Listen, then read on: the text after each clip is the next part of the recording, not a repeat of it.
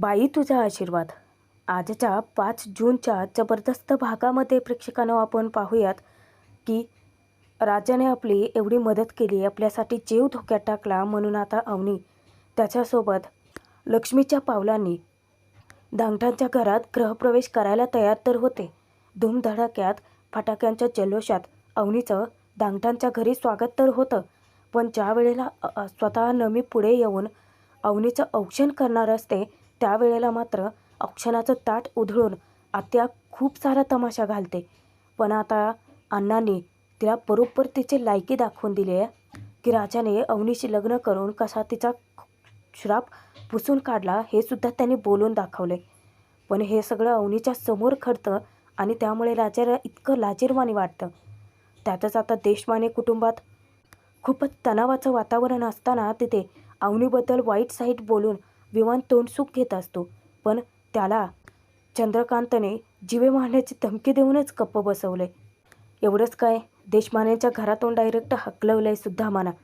नमी नाही ते नाही, परंतु पाण्याची पायला ती स्वतः थांबते, स्वतःची ओळख करून देते राजासोबत आणि त्यानंतर तिनेच अवनीच्या औक्षणाची सोबतच तिच्या गृहप्रवेशाची सगळी तयारी केलेली असते. लक्ष्मीच्या पावलांनी अवनीचा धांगठांच्या घरात धूमधडाक्यात गृहप्रवेश झालाय. पण आता अवनी राजावरती प्रचंड चिडली. तिने आता राजाला एका गोष्टीची अट घातली, पण ती काय आहे बघूयात. त्यासाठी भाग शेवटपर्यंत जरूर बघावा प्रेक्षकांनो. राजा अवनी दोघेही जेव्हा धांगठांच्या घरी आलेले असतात त्यावेळेला धांगड कुटुंब अख्ख्या गावासोबत गल्लीसोबत सेलिब्रेशन करत असतं, आनंदाने नाचत असतात. अवनी राजाला विचारते की तुझ्या शेजारी कुठलं सेलिब्रेशन चालू आहे का, कुणाचं फंक्शन वगैरे काही आहे का. राजा घाबरत सांगतो की आपलंच घर आहे, मला वाटतं की आपल्या लग्नाबद्दल कळलं यांना. अवनी चिडते आणि त्याला ताकीद देते की राजा आपलं लग्न खोटं आहे, तू जा आणि सांग ना तुझ्या घरच्यांना. पण राजाला धांगठांच्या आनंदामध्ये आता मिठाचा खडा टाकायचा नसतो. त्याची इतकी घाबरकुंडी उडते की कसं सांगायचं. अवनी त्याच्यावरती दबाव टाकत असते की राजा जा पटकन. आता राजा आपलं सीट बेल्ट काढतो, पण त्यानंतर तो पुन्हा बसवतो. तो अवनीची माफी मागतो की नाही सांगू शकत, नाही सांगू शकत. अचानकच अवनीचा हात पकडून तो माफी मागतो की सॉरी सॉरी, खरंच नाही सांगू शकत. अवनी त्याला जाब विचारते की मग काय आता तुमचे घरची सून म्हणून मी या सगळ्या लोकात वावरायचं आहे का. राजा मला अजिबात नाही जमणार आहे, आपलं लग्न खोटं हे जाऊन सांग तुझ्या घरच्यांना. पण मुळात यांना आपलं लग्न झालं ही गोष्ट कळली कुठून. राजा म्हणतो की मलाही नाही माहिती. अवनी आता त्याच्याकडे संशयाने बघते की तू तर नाही सांगितलं ना. राजा तिथे आता अवनीचीच शपथ घेतो की नाही नाही नाही नाही, तुमची शपथ नाही, माझी शपथ, मी नाही सांगितलं काही. अहो तुम्हाला माहिती आहे ना की माझा फोनसुद्धा बंद होता, मी एकदम ट्रस्टमन माणूस आहे. मला खरंच नाही माहिती.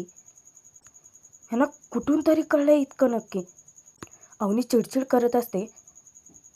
राजाला ती सल्ला देते, एक काम कर, गाडी रिवर्स घे. त्यावरही राजाला आता ऑब्जेक्शन असतं. तो म्हणतो की नाही घेऊ शकत. अवनी विचारते की का नाही घेऊ शकत. राजा आता तिला रिक्वेस्ट करतो हात जोडून की हे बघा प्लीज प्लीज, फक्त आजची रात्र इथे काढा, मी कन्फर्म उद्या आपल्या लग्नाबद्दल सगळं काय ते सांगतो. राजा अवनीला हात जोडून रिक्वेस्ट करत असतो की प्लीज प्लीज फक्त पॉझिटिव्ह विचार करा प्लीज. अवनी आता त्याला गप्प बसायला सांगते आणि स्वतःच्या मनाची तयारी करत असते या सगळ्याला फेस करण्यासाठी. तोपर्यंत आता नाचता नाचता यशोदाला अचानक आठवतं की आता राजा येवाना कधीही येऊ शकतो. राजाने तिकडे दूर गाडी पार्क केलेली असते, त्यामुळे यशोदाला कळत नाही तो आलाय. पण त्यावेळेला यशोदा आता बाजूला जातो आणि चावून तो इशारा करायला लागतो. नमीचं तर लक्ष नसतं, पण त्याच्याकडे लक्ष जातं पायलचं. पायलला तो नमीला पाठवून द्यायला सांगतो. खरं तर त्याने दोघींनाही बोलवलेलं असतं, पण पायल नमीला थांबवते आणि सांगते की तुमचे हे बोलावत आहेत. नमी इतकी लाजते. त्यानंतर ती जेव्हा यशाकडे जाते त्यावेळेला यशाला ती विचारते की काय हे यशा, अरे इतक्या सगळ्या लोकात इशारे कशाला करतोयस मला. यशा तिला आता ताकीद देतो की नमे, नको त्या वेळेला नको ते विचार करू नकोस, आणि मी काय फक्त तुला बोलवलं नाही आहे, तिला पण बोलव. नमी त्याला विचारते की पण आपल्या दोघात ती कशाला पाहिजे. यशा तिच्यावरती डाफरतो, बोलव म्हणलेलं कळत नाही का? त्यानंतर ना नमी पायलला पण इशारा करते. पायलकडे जाते आणि ती सांगते की चला तुमच्या आहोंना घेऊन तुम्ही पण या. पाण्याला घेऊन पायलही तिथे हजर होते. यशोदा आता त्या दोघींनाही सांगतो की आपलं हे असं हाताचा इशारा करतो हा तो. पायल ओळखते की औक्षण. हां. नमी सांगते की म्हणजे काय, दांगटांच्या घरची पहिली सून आहे ती, औक्षण तर झालं पाहिजे ना तिचं.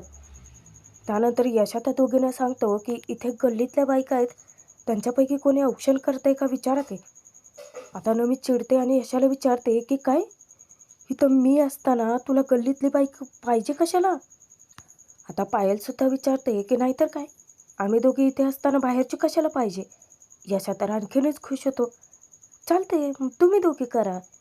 त्यानंतर आता पायल लाडात येऊन पानूला विचारते की पानू, आपण दोघं करायची औक्षणाची तयारी. नमी तिला सांगते की तुमच्या लग्नात करू हां, आणि ती तिला ओढत घेऊन जाते. पाण्या इतका चिडतो. यशाला तो सांगतो की त्या पायलीला सांगा माझा आणि तिचा काहीच संबंध नाही आहे म्हणून, सतत काय चिडवत असते ती मला. यशा समजावतो की अरे आधी राजा आणि अवनीच्या औक्षणाचे बघ रे, चल तू नाच जाऊन. इकडे राजा टेन्शनमध्ये असताना तो तेवियाईचा धावा करतो की तेवियाई, मला ना मोक्कार टेन्शन आलं आहे अगं, बघ ना काहीतरी कर ना. अगं आतापर्यंत तूच मार्ग दाखवत आली आहेस ना, काहीतरी कर तेवियाई, काहीतरी कर. अवनी मनात राजाबद्दल पॉझिटिव्ह विचार करते. आतापर्यंत स्वतःचा जीव धोक्यात घालून मदत करायला आला ह्या माझी, मी निदान माणूस म्हणून तरी याची मदत करूच शकते. आणि अवनी अचानकच राजाला होकार देते. राजा मनातच आता उसाचा ठेवतो आणि त्यानंतर अवनीचे आणि तेवियाईचे आभार मानतो. अवनी त्याला विचारते की काही म्हणालास का? त्यावर राजा सांगतो की नाही, तुम्हाला आणि तेवियाईला थँक्यू बोललो, सिच्युएशन समजून घेतल्याबद्दल. जायचं ना आपण? आणि राजा आता गाडी पुढे घेऊन येतो. आता राजाची गाडी काय येते, अख्खं दांगट कुटुंब अचानक गाडीच्या आडवंच येऊन उभं राहतं. एकटक ते अवनीकडे पाहत असतात. अवनी इतके ऑकवर्ड होते की ती तिरप्या नजरेने राजाकडे बघायला लागते. खरंच अवनी इतकी सुंदर आहे, जणू लक्ष्मीच. अख्खं दांगट कुटुंब तिच्याकडे पाहतच राहतं. राजा ना आतून इशारा करत असतो बाजूल्यासारखा म्हणून, पण यांचं ते ही लोक भानावरती येतच नाहीत. अचानक आता यशोदा सांगतो की ऐ चला चला तयारी करा चला.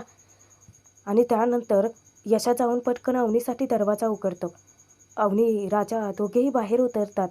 आणि त्यानंतर जेव्हा गाडीच्या पुढे येतात तेव्हा आता अचानक पाण्या आणि धन्याच्या लक्षात येतं, त्यांनी तर इतके सगळे मोक्कार फटाके आणलेत. मग ते दोघेही घरात धावत जातात आणि मोठी अशी दाराच्या बाहेर अवनीच्या स्वागतासाठी फटाकड्यांची माळ लावून देतात. जोरजोराचे दांगटांच्या घराबाहेर आता फटाके फुटतात. त्यानंतर राजा आणि अवनी दोघांचेही दांगट कुटुंबीय स्वागत करतं. पण अचानकच यशाच्या लक्षात येतं की अरे हार तर राहिली आणायची. धन्याही सांगतो की दादा विसरलं ना. पण अचानकच राजा आठवण करून देतो की कशाला लागत नाही आहेत, अरे गाडीत आहेत ना आमचे हार. अवनी त्याच्याकडे पुन्हा बघत्या. त्यानंतर धन्या पटकन गाडीतून हार काढून आणून देतो, राजा आणि अवनीच्या हातात देतो. आता दोघेही जेव्हा हार घालणार तेव्हाही बाकी आजूबाजूला त्यांनी फटाके लावलेलेच असतात. पण आता अण्णा दोघांनाही रिक्वेस्ट करतात, आम्ही तुमच्या लग्नाला नव्हतो, निदान हार घालताना तर बघू देत ना आम्हाला तुम्हाला. आता दांगट कुटुंबीय पुढे जाऊन थांबतात. राजाची सिच्युएशन अवनी समजून घेते. आधी तर अवनी स्वतः राजाच्या गळ्यात हार घालते आणि त्यानंतर राजासुद्धा अवनीच्या गळ्यात हार घालतो. आजूबाजूला फटाक्यांचा जल्लोष चालू असतो आणि दांगट कुटुंबीय टाळ्या वाजवून कौतुकाने त्यांच्याकडे पाहत असतात. त्यानंतर राजा आणि अवनीचं घरामध्ये स्वागत केलं जातं. तोपर्यंत औक्षणाचं ताट करून घेऊन पायल आणि नमी दोघेही बाहेर येतातच. अवनीला पाहिल्यानंतर त्यासुद्धा खूप खुश होतात, अवनीचं कौतुक करतात की अवनी खरंच खूप सुंदर आहे. आता दांगटाने एकत्रित मिळून एक गाणं तयार केलेलं असतं. राजाचं लग्न झालं, दांगटांना सून मिळाली भारी, आणि जळून खाक होऊ देत दुनिया सारी. आणि हे वाक्य जेव्हा ते बोलतात ना, आत्याकडे पाहत असतात मुद्दाम डिवचतात त्याला. पण त्यानंतर आता औक्षण करायचं असतं त्यावेळेला पायल सांगते की मोठे जाऊबाई आता तुम्हीच करा. आता नमीला मान दिला जातो, पण इथेच आत्या तिचं पोट दुखतं ना, दांगटांचं चांगलं बघवत नाही कधी तिला. इथे इतका मोठा राडा घालणार असते ना ती. नमी डोक्यावरती ओढणी घेते आणि त्यानंतर औक्षणाचं ताट घेऊन अवनी आणि राजाच्या पुढे उभे राहते. अवनीची ती हातानेच दृष्ट काढते. अवनीला ती सांगते की लक्ष्मीच्या पावलांनी घरात ये. पण अण्णा म्हणतात की सूनबाई माझी सून म्हणून नाही तर माझी लेक म्हणून या घरात ये. तिथेच आता ती लोक जल्लोष करत असतात की आम्हाला बाईचा आशीर्वाद मिळाला, बाईचा आशीर्वाद मिळाला. जेव्हा नमी औक्षण करायला जाते अचानकच आते येऊन ते ताटच उधळते.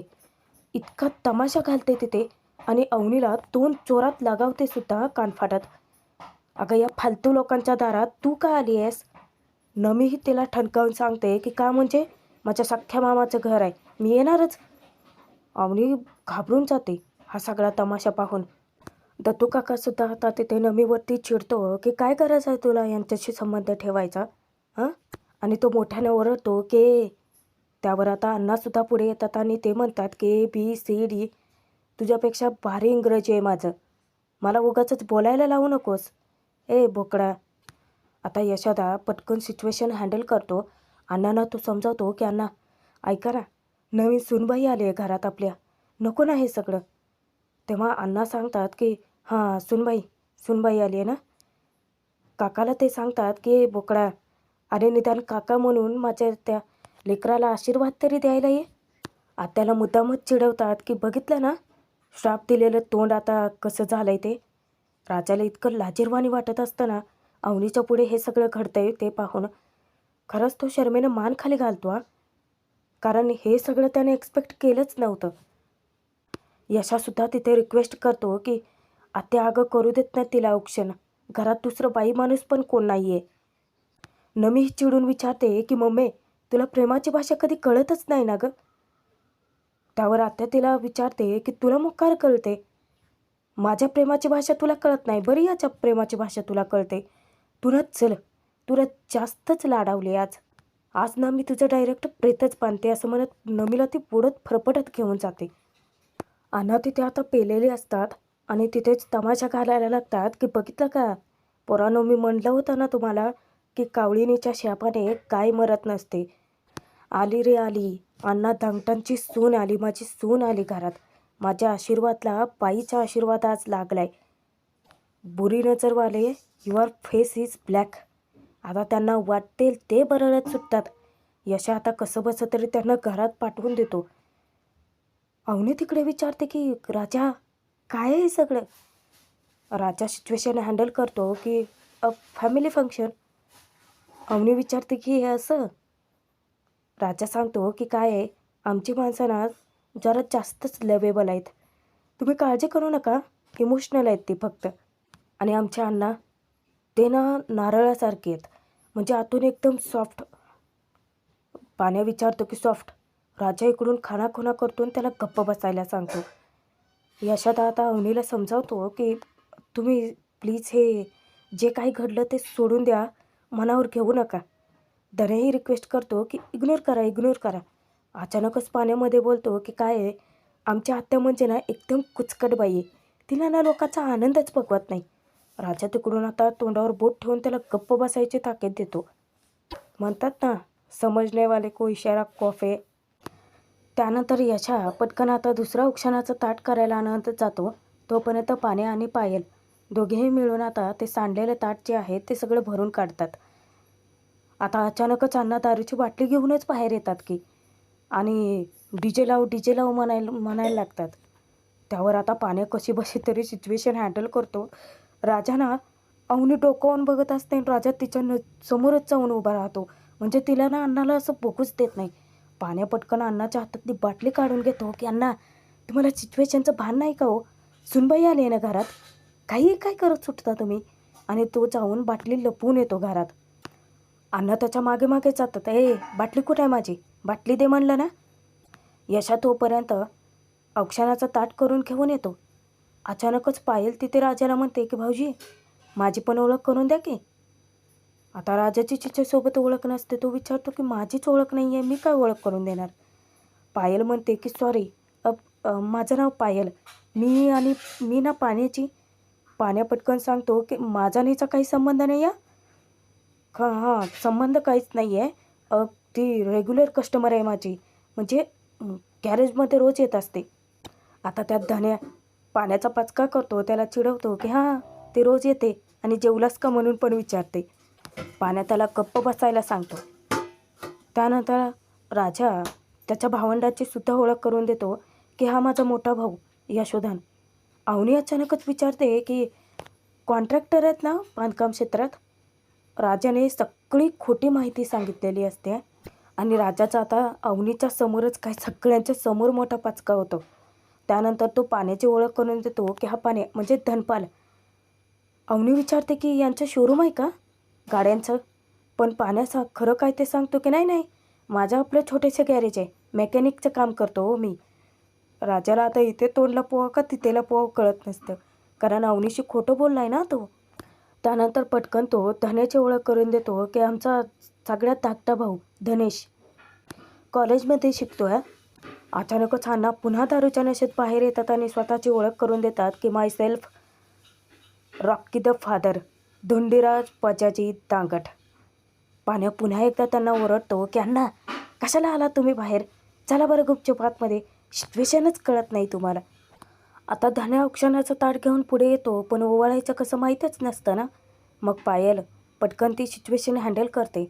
औक्षणाचं ताट घेऊन ती सांगते की भाऊजी आपण अंगणात कशाला ओवाळायचं, आपण दारामध्येच घेऊन जाऊन ओवाळ येते काय मी आणि जाऊबाईंनी सगळी तयारी पण करून ठेवली आहे ना. आता नमी तर नसते, मग पायल स्वतःच त्यांना आतमध्ये घरात घेऊन जाते.